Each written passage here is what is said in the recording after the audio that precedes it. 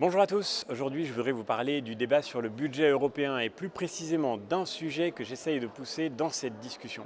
Depuis plusieurs années, je constate avec effarement l'incroyable stratégie d'entrisme d'associations islamistes au sein des institutions européennes. Je pense par exemple à l'association Femiso qui est une filiale des Frères musulmans. Bien sûr, le lien n'est pas explicite, il n'est jamais affiché et pourtant il a été largement documenté par le travail de chercheurs, d'universitaires. Je pense par exemple au travail remarquable mené par Florence Bergeau-Blaclair dans un ouvrage collectif sur cette question.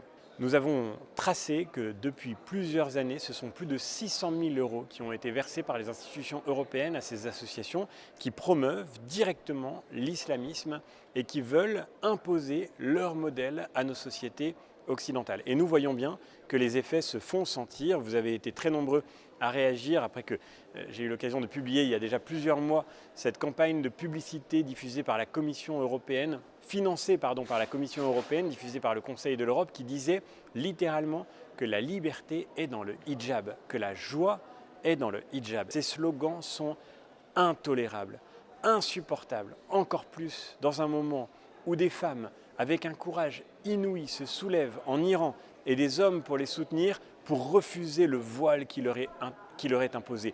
Pour ma part, jamais je ne considérerai le voile comme un vêtement ordinaire tant que des femmes mourront parce qu'elles ont refusé de le mettre. Et c'est la situation que nous vivons aujourd'hui et dont nous sommes les témoins.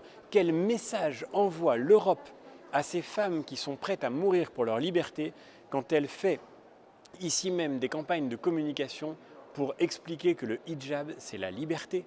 Il y a là quelque chose qui devient absolument intenable, indéfendable, scandaleux, écœurant. Ça l'était évidemment depuis le début, ça l'est encore plus à la lumière du courage de ces femmes iraniennes qui ont le droit que l'Europe leur dise que la liberté est dans leurs mains, dans leur choix, dans leur propre engagement et non pas dans ce voile qu'on voudrait leur imposer. J'ai donc déposé un amendement à l'occasion de cette discussion budgétaire.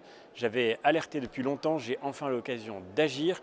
Un amendement pour dire que l'Union européenne n'a pas le droit de déposer le moindre euro entre les mains de ceux qui promeuvent l'intégrisme, l'islamisme, de ceux qui promeuvent un modèle islamique que nos institutions ne sont en aucun cas, si elles veulent vraiment paraître au moins européennes, ne sont en aucun cas autorisées à promouvoir. J'espère que cet amendement sera adopté. Ce sera très intéressant de voir quels groupes politiques le soutiendront et quels autres groupes politiques décideront de trahir ce combat que je crois pourtant nécessaire.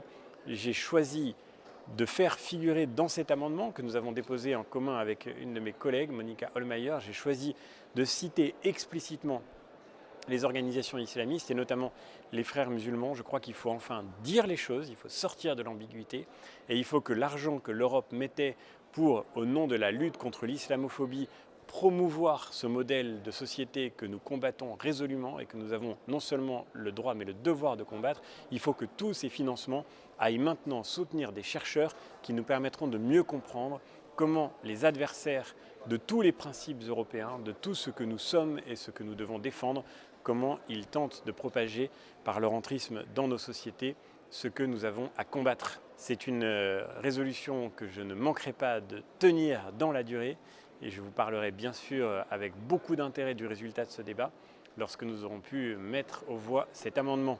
Merci encore et à très bientôt.